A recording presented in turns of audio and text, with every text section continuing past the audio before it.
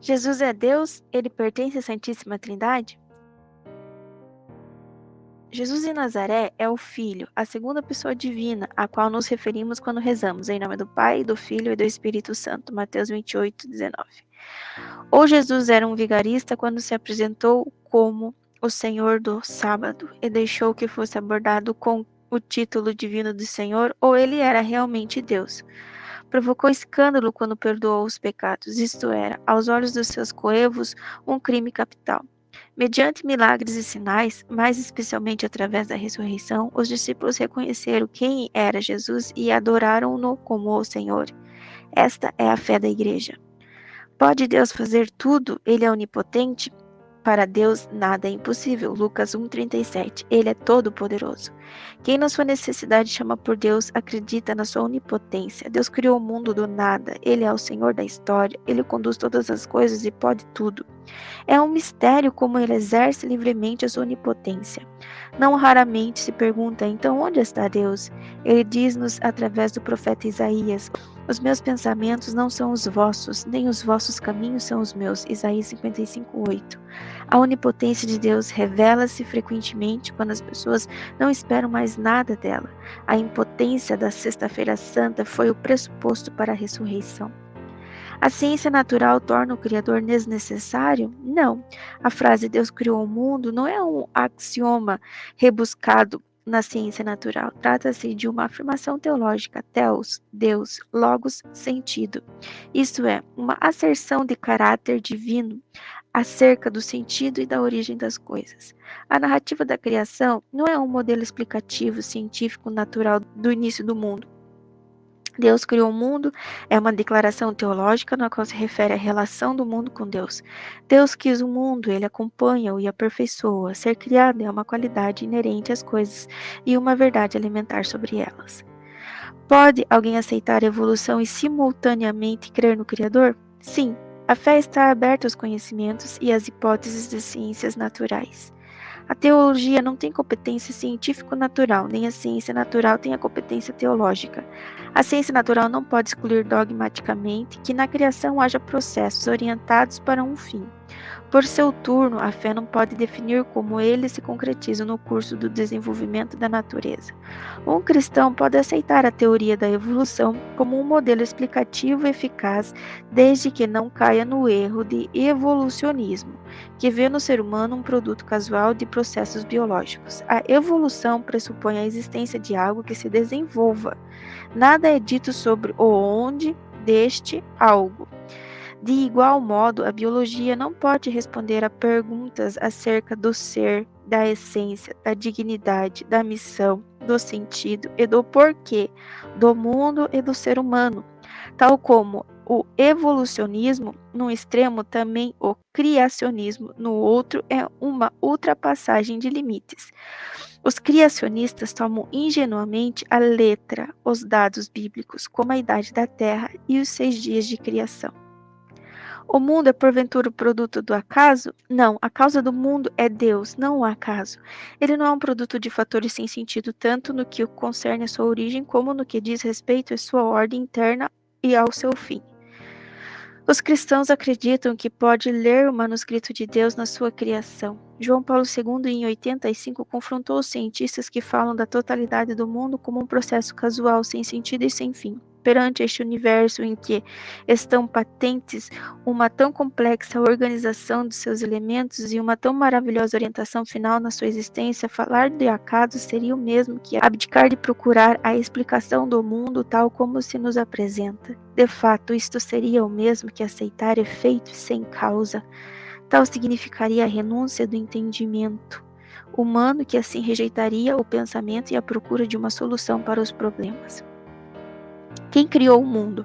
Deus é que, para lá do tempo e do espaço, tirou o mundo do nada e chamou todas as coisas à existência. Tudo quanto existe depende de Deus e tem assim durabilidade no ser porque Deus quer que assim seja. A criação do mundo é, de certa forma, uma obra comum da Santíssima Trindade. O Pai é o Criador onipotente, o Filho é o sentido e o coração do mundo. Por ele e para ele tudo foi criado. Só sabemos para que serve o mundo quando conhecemos Cristo. Com ele compreendemos que o mundo tende para um fim, a verdade, a bondade e a beleza do Senhor. O Espírito Santo mantém tudo na existência.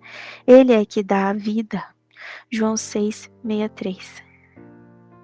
A ordem e as leis naturais também procedem de Deus? Sim, também a ordem e as leis naturais pertencem à criação de Deus. O ser humano não é uma folha em branco, ele está impregnado da ordem e das leis ônticas que Deus inscreveu na sua criação. Um cristão não faz simplesmente o que quer. Ele sabe que provoca danos a si mesmo e ao meio ambiente quando nega as leis naturais, quando utiliza as coisas contra as suas regras e quando quer ser mais esperto que Deus, o seu Criador. O ser humano exige demais de si quando se quer reformular radicalmente. Por que descreve o livro do Gênesis a criação como uma obra de 6 dias?